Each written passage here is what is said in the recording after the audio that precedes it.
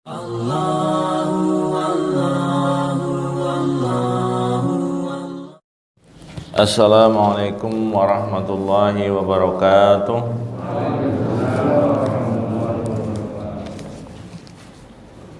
Alhamdulillahirabbil alamin. Wassalatu wassalamu ala asyrafil anbiya'i wal mursalin nabiyina Muhammadin wa ala alihi wa ashabihi wa man tabi'ahum bi ihsanin ila yaumiddin. Amma ba'du. Alhamdulillah, marilah kita bersyukur kepada Allah Subhanahu wa taala, memuji Allah Subhanahu wa taala, memuji atas keagungan Allah, kemuliaan Allah, kedermawanan Allah, ketuhanan Allah. Alhamdulillah, pujian kepada Allah Subhanahu wa taala lebih daripada syukur, lebih daripada sekadar terima kasih. Karena bersyukur biasanya muncul karena diberi sesuatu oleh yang memberi. Sedangkan tahmid, memuji Allah, kita selalu memuja dan memuji Allah, mengagungkan Allah, walaupun kita diberi atau tidak diberi. Dan selalu bersyukur kepada Allah, karena syukur itu identik dengan keimanan, dan tidak bersyukur itu identik dengan kekafiran. Cukuplah kita memetik dua ayat untuk menunjukkan bahwasanya tidak bersyukur itu identik dengan kekafiran. Surah Ibrahim, A'udzubillahi minasyaitonirrajim, la in syakartum la azidannakum wa la in kafartum inna adzabi lasyadid. Jika kamu bersyukur, pasti aku tambah. Jika kamu kafir, kafartum, kafir, kufur nikmat, yaitu Allah mengancam dengan azabnya yang keras. Dalam surah yang lain, kalau tidak salah Al-Insan, inna hadainahu sabila imma syakira wa imma kafura. Sesungguhnya kami telah menunjukinya jalan, ada yang bersyukur, syakura, syukur, ada yang kafura, ada yang kufur. Seolah-olah syukur dan kufur menjadi dua kutub yang berbeda. Berarti kalau orang sedang syukur berarti tidak kufur. Kalau orang yang tidak syukur berarti sedang kufur. Kufur pelakunya kafir. Oh, berarti tidak syukur keluar dari agama Islam? Ya tidak seperti itu. Tapi istilahnya kok mirip kufur. Makanya orang beriman itu pasti selalu bersyukur. Bersyukur atas apapun. Bersyukur seperti pagi hari ini kita bisa sholat subuh berjamaah. Bersyukur pada pagi hari ini kita bisa lanjut dengan pengajian. Yang bisa jadi pengajian kita itu nilainya di sisi Allah lebih baik daripada sholat sunnah 1000 rakaat. Jadi duduk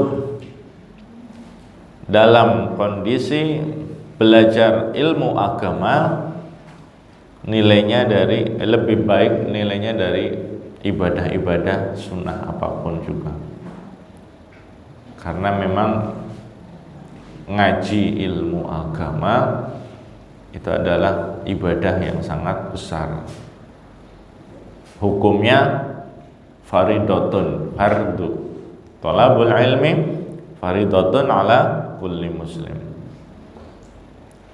Mencari ilmu, menimba ilmu agama Itu adalah kewajiban bagi seorang muslim dan muslimat.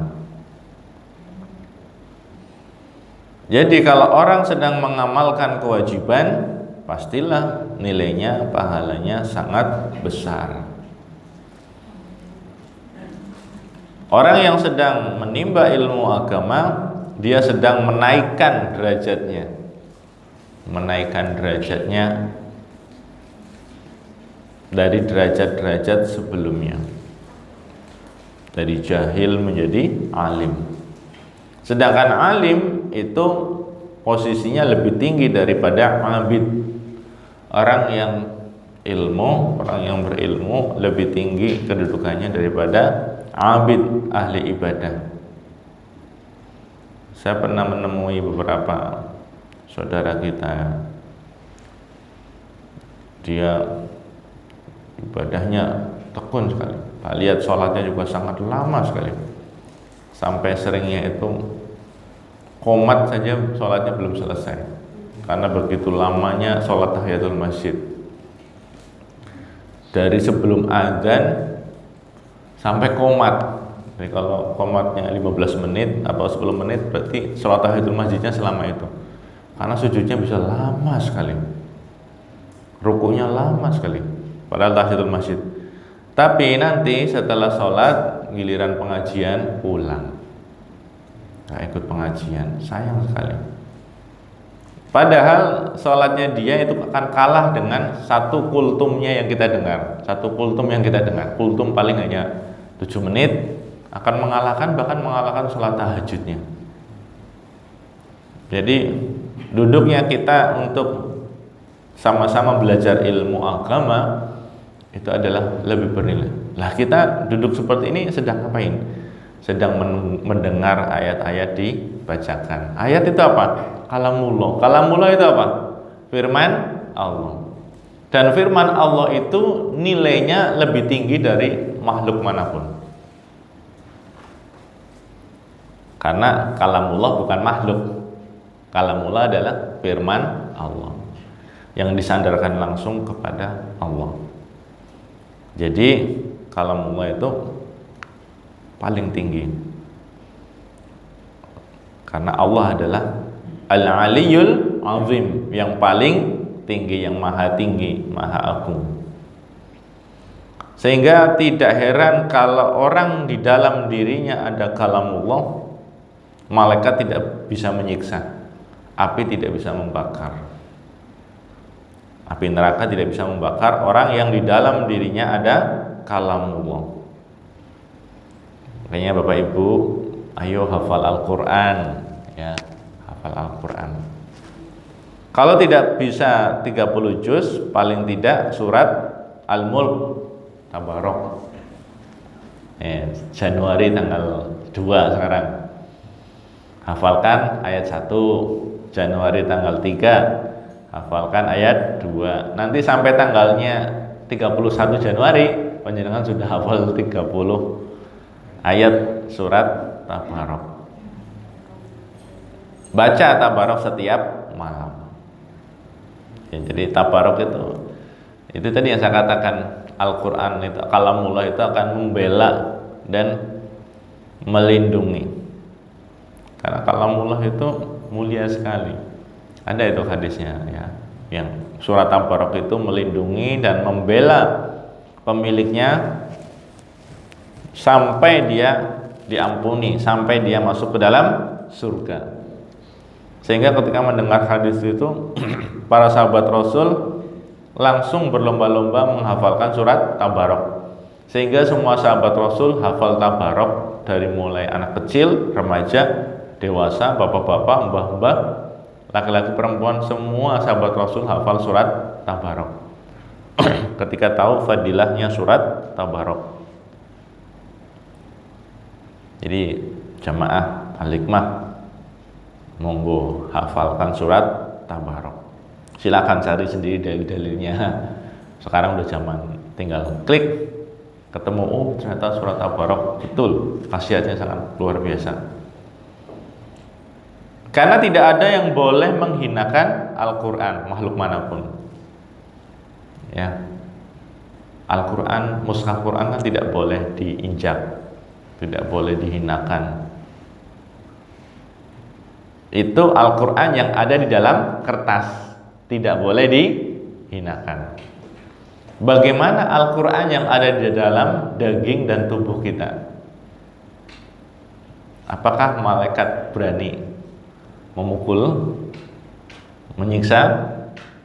Jadi ceritanya malaikat Munkar Nakir datang kepada seseorang yang dia sebenarnya cukup banyak dosanya, tapi dia hafal surat Tabarok. Ketika mau menyiksa, surat Tabarok tidak terima. Mau ngapain? Mau nyiksa saya, mau nyiksa orang ini, dosanya banyak. Tidak bisa, ada aku di dalamnya. Kalau kamu menyiksa dia sama dengan menyiksaku. Tapi ini aku harus menyiksa. Tidak bisa, ada surat Tabarok, kamu jangan macam-macam. Aku ini kalamullah ya. Tabarok ini itu. Akhirnya Tabarok menghadap Allah dan mengajukan keberatan kepada Allah, dan Allah menerima keberatannya. Akhirnya Tabarok pun bisa melindungi orang ini sampai masuk ke dalam surga. Silakan bikin program mau hafal surat Tabarok. Ya kalau tidak bisa 1 bulan 30 ayat, ya 2 bulan 3 bulan. Ngosing imami Tabarok terus. Akhirnya sesuai makmumnya apal. Saya ngalami itu mbah-mbah di jamaah takwa. Ketika istri saya ngajar Al-Ghoshiyah, deng cepet temen mbah kayak ustadz yang ngimami Al-Ghoshiyah terus. Al-Ghoshiyah itu berarti makmumnya hafal. Berarti Tabarok, ganti Tabarok terus.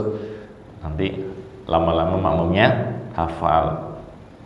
Nah, anaknya, remajanya Tabarok, sangoni Tabarok.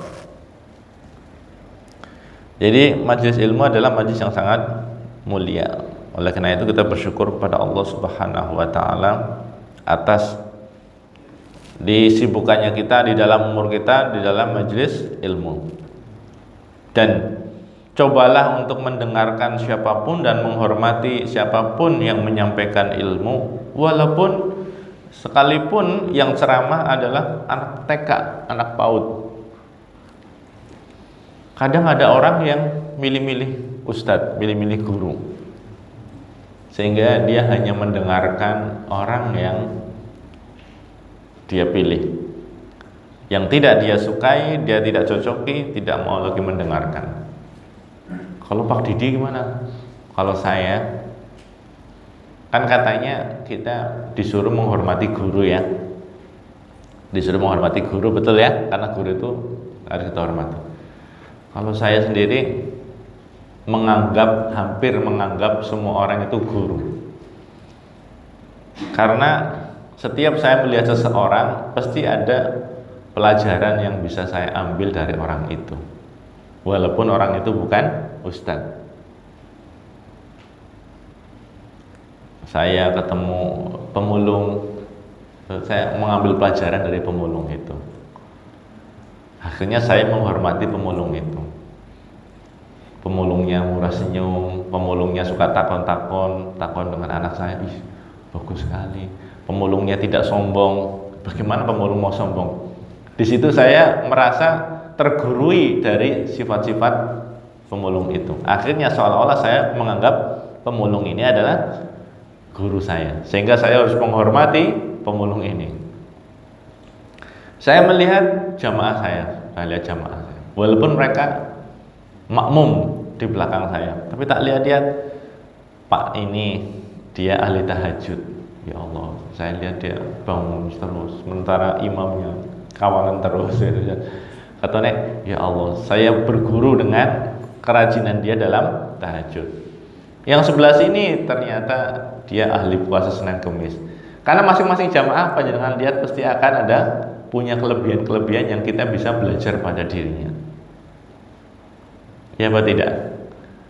Bahkan nanti kita akan bisa belajar pada makhluk Allah yang lain, pada air, pada hujan, pada matahari, pada angin. Nah akhirnya orang yang terbuka hatinya untuk menemukan hikmah dan pelajaran serta ilmu dari apapun, dia merasa luas dan merasa gembira akan limpahan ilmu yang dia dapatkan dari apapun dan apapun. Bagaimana kalau dari orang-orang yang jahat? Loh, kita bisa belajar dari orang yang jahat supaya kita jangan jadi jahat seperti itu. Tak kira itu loh, 2 tahun corona itu ngomong pada sadar, ngomong pada wedi Gusti Allah, ngomong pada apa ya, emut Gusti Allah. Jadi sikis 2022 apa, maksudnya sudah lepas corona, malah ternyata melihat berita tambah mumeti. Berita beruntun, apa ya, beruntun berita-berita yang sangat buruk sekali. Seolah-olah hati nurani sudah tidak ada. Berita yang naudzubillah apa ya, mencabuli santriwati sampai punya anak, sampai ya Allah, belasan apa 21 ya, banyak sekali. Kemudian berita tabrak lari, bukan tabrak lari ding, digawa korbane, digawa nang kali Serayu, dan yang melakukan bukan preman, yang melakukan adalah orang yang institusinya harus dia itu jadi tauladan dan pedoman serta pelindung rakyat, pengayom rakyat. Sing pelakune preman sih ya orang katanya orang larani hati loh. Nah sing pelakune ya Allah, pelakune malah pelindung kita ibaratnya ya. Dia kan pelindung negara ini. Kok ya seperti itu? Yang selama ini dikenal sebagai institusi yang terbaik lah ya, maksudnya yang baik, kok seperti itu. Jadi perlu introspeksi. Jangan introspeksi orang aja, introspeksi lembaga orang aja sampai membubarkan. Tapi introspeksi diri, kok ada yang seperti itu. Itu ya menjadi bapaknya, menjadi ibunya rasanya aduh telung dina boleh tinang rumah sakit, nang puskesmas, endi anakku jadi tabrakan dengan orang anak. Ketemu nang diguang nang kali. Itu rasanya apakah corona kemarin tidak bisa mengingatkan untuk selalu khusyuk kepada Allah. Yang ketiga itu kemarin saya baca remaja putri yang sedang waktu itu pamit beli bakso ya, buat pulang-pulang, ternyata disekap di kafe selama 2 hari dan dikerjai oleh 14 orang. Itu di Aceh lagi loh. Padahal Aceh. Kayaknya mendengar seperti itu, pantes kok gunungnya pada jeblok. Kok yang dakwah apalagi kemarin corona sudah berdakwah, nanti Gunung Semeru sudah berdakwah, nanti gunung-gunung yang lain berdakwah, nanti lautan berdakwah. Tapi bagaimanapun rusaknya lingkungan, bagaimanapun rusaknya zaman, pejabat, siapapun, kita komitmen untuk diri kita sendiri dan keluarga kita. Sing penting aku kudu istiqomah. Ya perkara mengko kepleset-pleset dosa ya balik maning dengan taubat. Istiqomah selalu ibadah kepada Allah. Kan selain itu juga kita akan melihat berita-berita yang membuat kita subhanallah itu ya.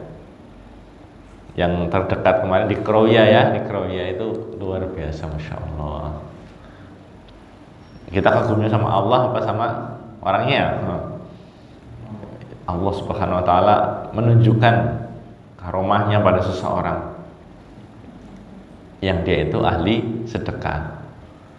Jadi kita jadi ingat sabda Rasul, wattaqun nara walau bisyikit tamroh. Takutlah kepada nar kan api ya. Nah, lindungilah, jagalah diri kalian daripada api neraka walaupun dengan sedekah setengah korma, setugel korma. Berarti ternyata sedekah itu bisa menjaga dari nar, dari api. Ya maksudnya si api neraka, tapi terjadi di Kroya, pasar Kroya, ahli sedekah yang terjaga dari api dunia. Ya wongnya jelas ora kebakar, kan wis nang omah lah ya kan, tutup tokonya. Tokonya itu loh, tokonya itu juga utuh. Dan ya berarti di lantai 2 ya, di lantai 2 berarti kan toko depannya, toko samping kanan kirinya, toko atas bawahnya kosong. Kita lihat di videonya ya, kosong, hancur. 300 toko hancur, kosong. Jangan-jangan nggak 300 ya, 299 karena ini yang satu kan utuh.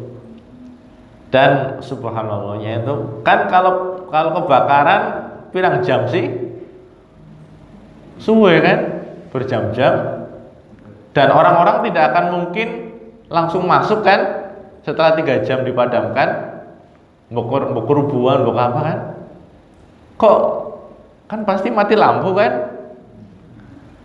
Kok panas itu lingkungannya muter panas, freezernya masih utuh, esnya masih ada, dan dagangan di dalam freezer itu masih keras, masih beku. Rentengan orang lumer.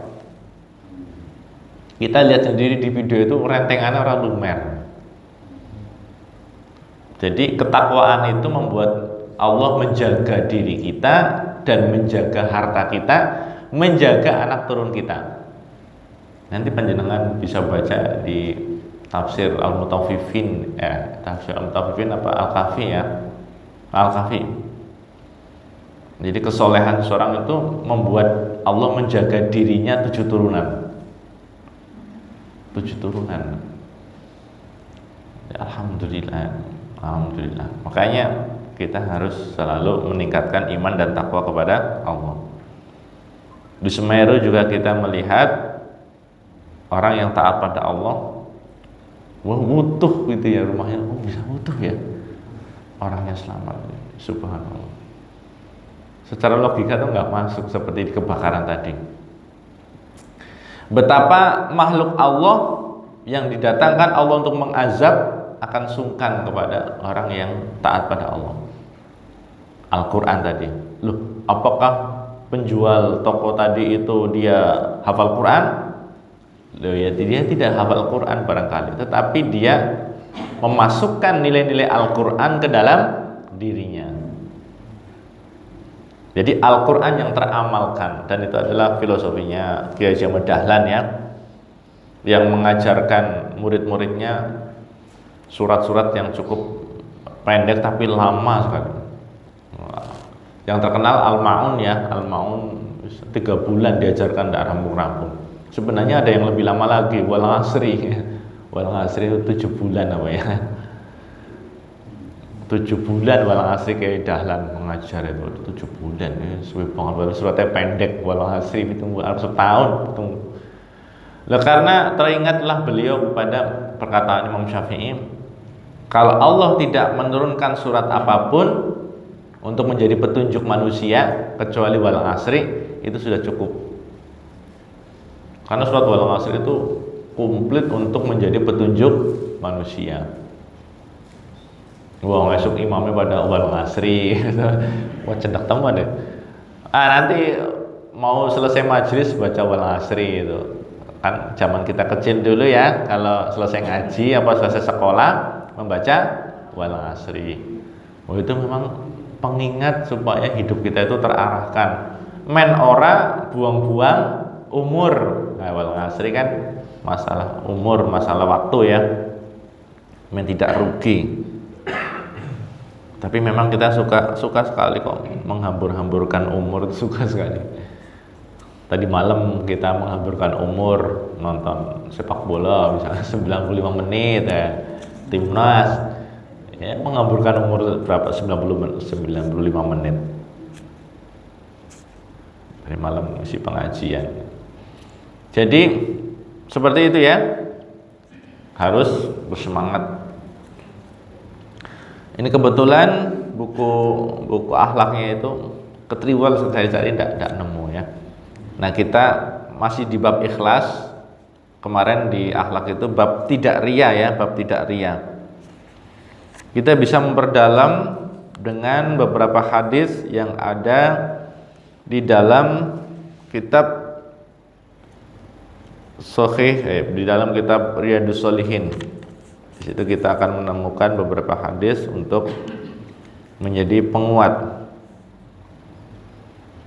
An Abil Abbas Abdullah ibni Abbas ibni Abdul Muttalib radhiyallahu anhuma an Rasulullah sallallahu alaihi wasallam fima yarwi an rabbih tabaraka wa ta'ala qala innallaha katabal hasanati was sayyiat.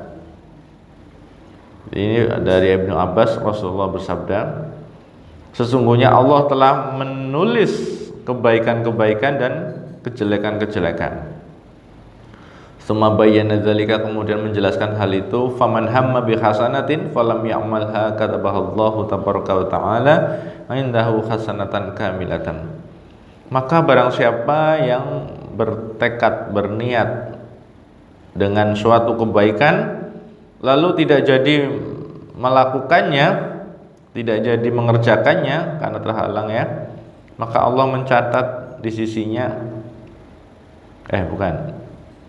barang siapa yang fa'amilaha, kemudian dia mengerjakannya, dia berniat melakukan kebaikan lalu jadi mengerjakannya, katabahallahu asyra hasanatin, Allah mencatat untuknya 10 kebaikan, ila sab'i mi'atin dhi'fin, sampai 700 kali lipat 700 kebaikan, ila ad'afin katsira, bahkan sampai kepada lipatan-kelipatan yang banyak sekali, yang tidak terhingga banyaknya. Wa in hamma, sebentar kok saya terjemahnya. Saya ini kecil banget sih ya.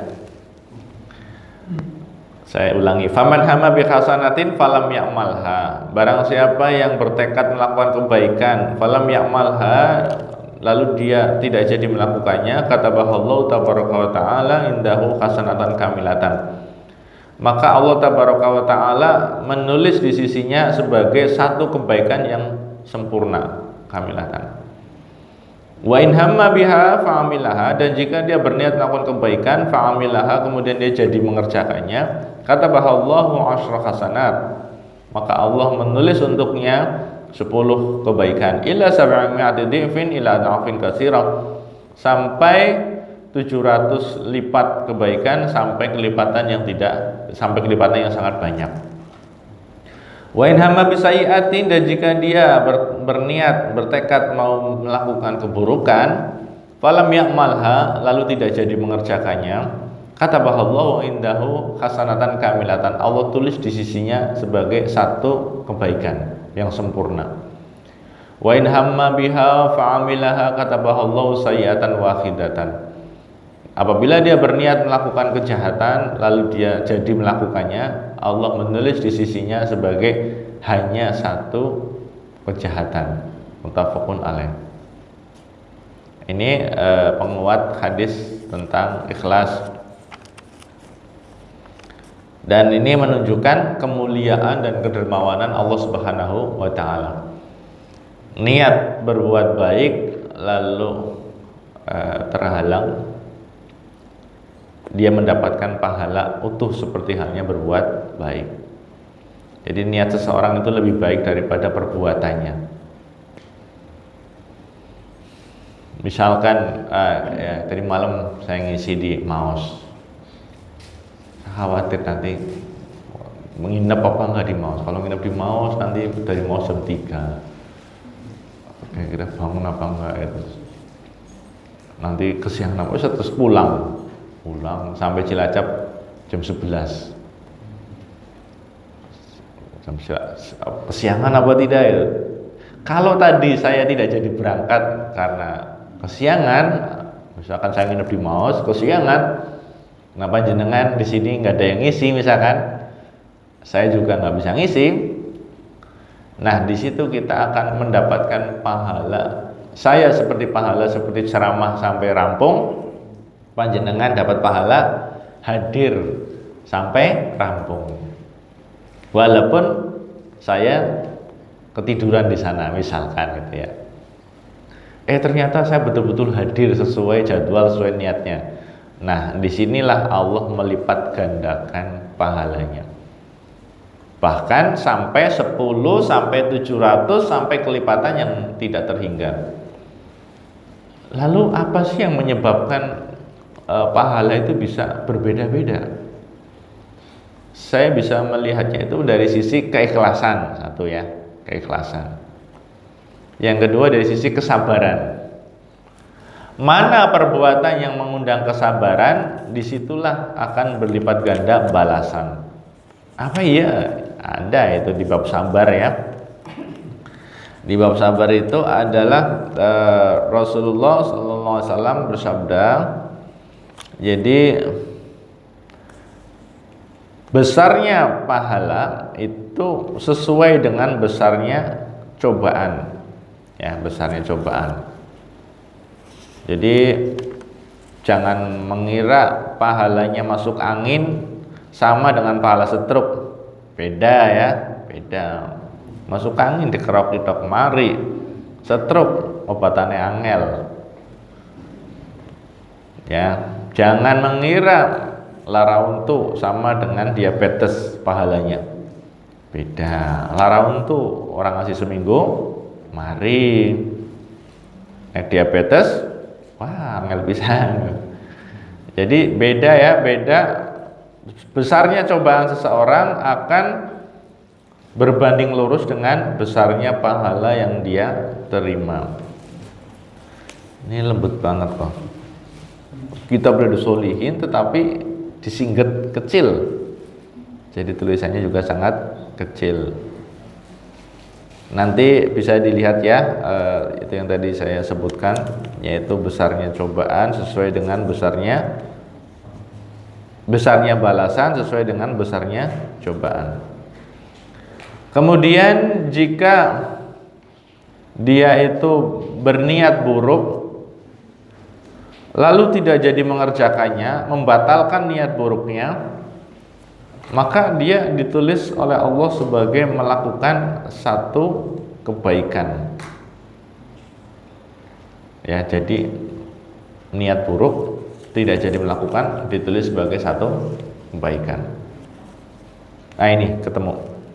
Nabi SAW bersabda, "Inna idzamal jazai ma'a idzamal bala'i." Sesungguhnya besarnya balasan, besarnya pahala bersama dengan besarnya cobaan, berbanding lurus dengan besarnya cobaan. Wa inna Allah ta'ala idza ahabba qauman ibtalahum. Dan sesungguhnya Allah Ta'ala apabila mencintai suatu kaum akan menguji mereka. Faman radiya falahur ridho. Maka barang siapa yang dia ridho, maka dia akan mendapatkan ridhonya Allah. Wa man sakhita falahu sukhtu. Dan barang siapa marah, maka dia akan mendapat marahnya Allah. Rawahu Tirmidzi, hadisnya hasan. Nah, ini ngeri nih ya. Ternyata kalau kita diberi cobaan, kita ridho dengan cobaan itu, ya Allah ridho. Tapi kalau kita marah, tidak ridho, Allah juga tidak ridho. Ternyata di balik cobaan, di balik takdir, di situ ada pertaruhan ridho Allah dan marahnya Allah. Jadi jangan kita kira bahwasanya Allah marah ketika kita melakukan dosa besar saja. Termasuk salah sikap dalam menghadapi takdir Allah bisa menyebabkan Allah ridho atau Allah tidak ridho. Bayangkan ini susah sekali, ngeri sekali ya. Kalau kita tidak benar ambil sikap di dalam sikap kita terhadap takdir Allah. Yang paling gampang misalkan sakit ya, masalah sakit. Karena yang saya temui sehari-hari, sakit itu kalau kita terima dengan ridho, Allah ridho. Kalau kita marah, Allah juga marah. Gitu ya. pasti kita adalah di antara kita yang diuji dengan sakit yang berat, sakit yang rutin, sakit yang nggak sembuh-sembuh. Saya sendiri menemui sering itu pasien cuci darah. Kemarin ada ibu-ibu pasien cuci darah, suaminya minta saya untuk menghiburnya. Kenapa? Karena istrinya ini sudah putus asa. Kenapa ya Tat, saya 9 tahun nggak mati-mati gitu ya, karena sudah repot sekali, sudah berkali-kali KO itulah, apa sih namanya itu, bukan sampai kalau orang cuci darah kan luar biasa loh, kalau lagi drop itu luar biasa, bahkan ICU bisa berkali-kali. Dia teman-temannya sudah pergi loh. Dia sampai 9 tahun masih hidup. Itu kan cukup lama ya. Ustadz kita nggak lama, Ustadz kita ya. Ustadz ya. Iya. Ini juga udah disolihin, tapi lebih kecil. Ustadz kita juga nggak bertahan lama. Artinya besarnya cobaan sesuai dengan besarnya pahala. Bisa hibur dia. Jangan seperti itu, Bu. Yang namanya hidup itu luar biasa berharganya. Kalau dari nafas kita, dari hidup kita, kita bisa mengucapkan satu subhanallah, itu sudah sangat berharga sekali. Sebagaimana yang bisa kita baca dalam kitab Az-Zuhud Imam Ahmad bin Hambal, dikisahkan di situ tentang Nabi Sulaiman yang mempunyai 1000 rumah yang terbuat dari kaca dan kekayaan yang luar biasa daripada kerajaan Nabi Daud. Saat itu membuat kagum seorang petani, sehingga petani ini mengucapkan kata-kata yang intinya mengagumi pemberian Allah pada Nabi Sulaiman. Lalu kata-kata itu dibawa oleh angin, disampaikan kepada Nabi Sulaiman. Nabi Sulaiman pun ingin memperbaiki orang itu. Akhirnya Nabi Sulaiman mengendarai angin mendekati petani tadi. Lalu dia mengatakan, satu tasbih, satu ucapan subhanallah itu lebih bernilai daripada seluruh kerajaan Nabi Daud dan keluarganya. Karena ucapan subhanallah pahalanya kekal abadi. Sedangkan kerajaan Nabi Daud sudah tidak ada bekas yang sekarang. Jadi kalau ibu diberi umur sampai sekarang, sampai 9 tahun masih bertahan, alhamdulillah. Manfaatkan untuk banyak ibadah, banyak berzikir. Dia juga sempat mengatakan, karena tetangganya mengatakan, dosa apa sih Rika masih disiksa kayak gue, sesuai banget. Dia sedihnya di situ. Sementara tetanggaku yang penjudi, pemabuk, mereka sehat-sehat. Itu sampai ngomong kayak gitu. Enggak, Bu, yang namanya ujian sakit itu bukan berarti ibu itu banyak dosa. Memang sakit itu berfungsi membersihkan dosa, tetapi bukan berarti orang yang sakit itu pendosa. Karena manusia yang tidak punya dosa pun dia mendapatkan sakit yang cukup berat, penderitaan yang sangat banyak. Nabi Ayub 18 tahun sakit. Separuhnya ibu mau 9 tahun. Nabi Ayub 18 tahun. Jadi luar biasa bahwasanya hidup itu sangat berarti, umur itu sangat bermanfaat. Apa bapak-bapak ini ikut heboh tahun baruan? Tidak. Karena tahun baru kan cuma tanggalan. Yang penting adalah hari-hari yang ada di dalam tubuh kita ini. Tanggalan yang ada di dalam tubuh kita ini yang paling penting. Karena hari-hari kita itu ada catatannya di malaikat. Nah, kita tidak tahu kemarin catatannya bagaimana. Dosa, pahala, yang mana. Kalau di catatan tanggalan-tanggalan di tubuh kita itu adalah dosa, kita hentikan dengan taubat, kita cuci dengan taubat, kita istighfari, siapa tahu Allah memaafkan. dan menghapus catatan-catatan hari-hari kita yang penuh dengan dosa dan kelalaian. Kalau ternyata kita dapati di dalam diri kita kebaikan, maka kita bersyukur dan kita istiqomah. Kita istiqomah kepada Allah Subhanahu wa taala dalam melakukan kebaikan ini. Ini alhamdulillah ada Riyadhus Shalihin yang lebih besar ya. Sesungguhnya Allah mencatat seluruh kebaikan dan keburukan. Kemudian beliau menjelaskan, barang siapa yang mempunyai keinginan untuk berbuat kebaikan namun belum sempat mengerjakannya, maka niscaya Allah Tabaraka wa Ta'ala mencatat itu di sisinya sebagai satu kebaikan yang sempurna. Dan jika dia mempunyai keinginan untuk melakukan kebaikan lalu mengerjakannya, maka Allah mencatat di sisinya sebagai 10 sampai 700 kali lipat kebaikan, bahkan lebih banyak lagi kelipatan. Sedangkan jika dia mempunyai keinginan untuk berbuat keburukan namun tidak jadi mengerjakannya, maka Allah mencatat itu di sisinya sebagai kebaikan yang sempurna. Dan jika dia berkeinginan melakukan keburukan lalu mengerjakannya, maka Allah mencatatnya sebagai satu keburukan. Tetapi Umar bin Khattab memberikan peringatan, jangan tertipu dengan catatan satu keburukan itu. Kadang kan tertipu ya, oh siji iki lah, ora apa-apa lah, dosa siji iki lah. Jadi satu dosa yang dilakukan memang catatannya hanya satu, tetapi kata Umar bin Khattab akan ada 10 efek, 10 efek dari dosa.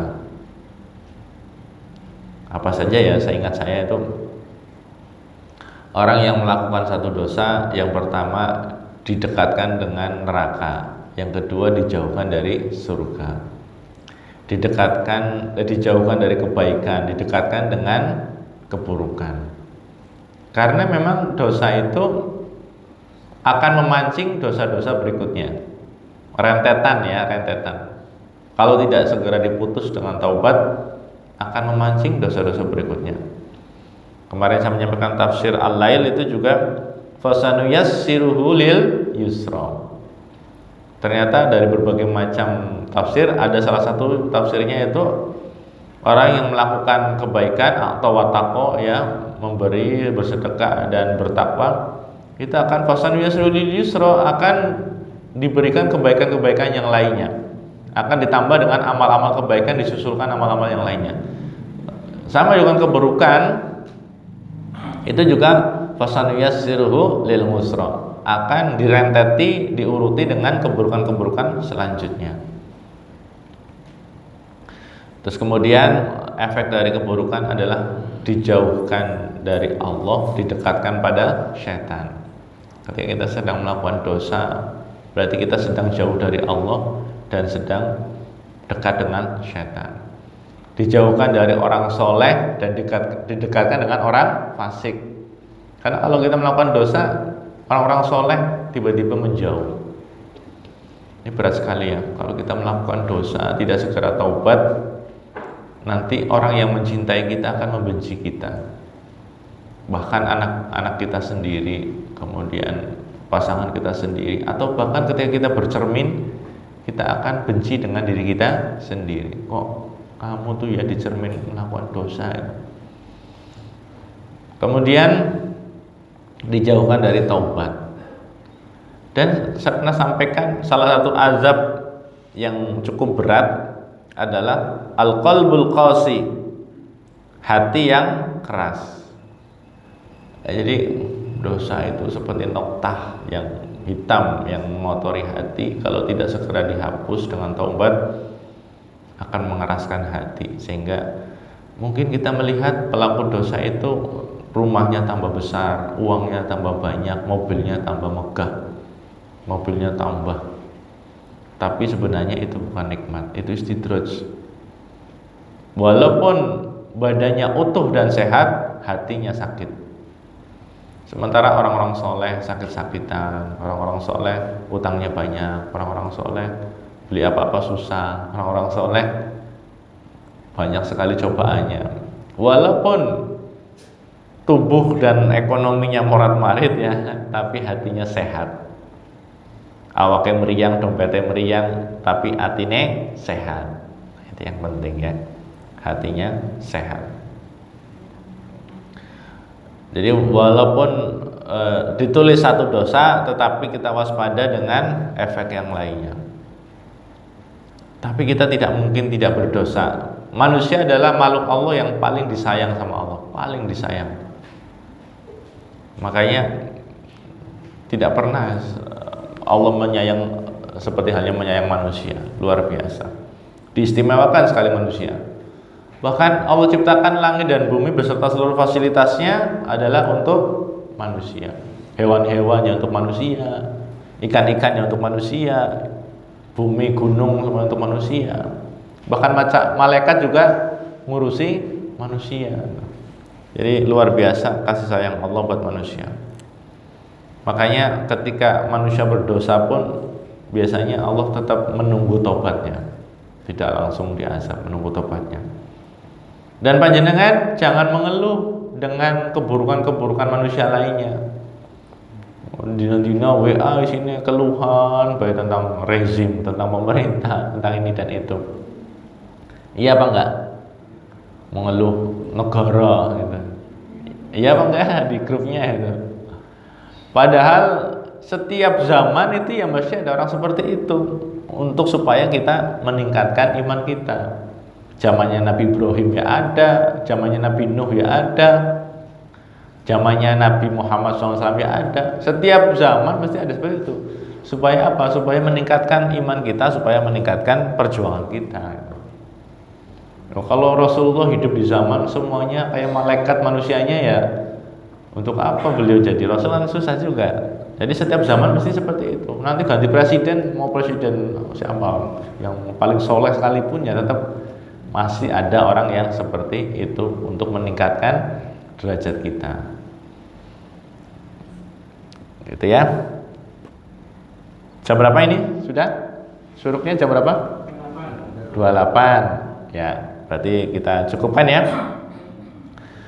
Alhamdulillah telah kita pelajari bersama-sama hadis-hadis Rasulullah SAW. Semoga Allah tingkatkan keimanan dan ketakwaan kita, Allah jaga istiqomah kita, Allah ampuni semua dosa-dosa kita, Allah jaga diri kita dan keluarga kita, dan mudah-mudahan Allah izinkan kita untuk selalu istiqomah melakukan amal-amal ibadah dan juga adalah amal-amal menimba ilmu. Kita akhiri dengan doa kafar majlis. Subhanakallahumma bihamdika asyhadu an la ilaha illa anta astaghfiruka wa atubu ilaik. Kurang lebihnya mohon maaf. Allahumma shalli wa sallim wa barik ala Muhammad wa ala Muhammad bila taufiq wal hidayah. Assalamualaikum warahmatullahi wabarakatuh.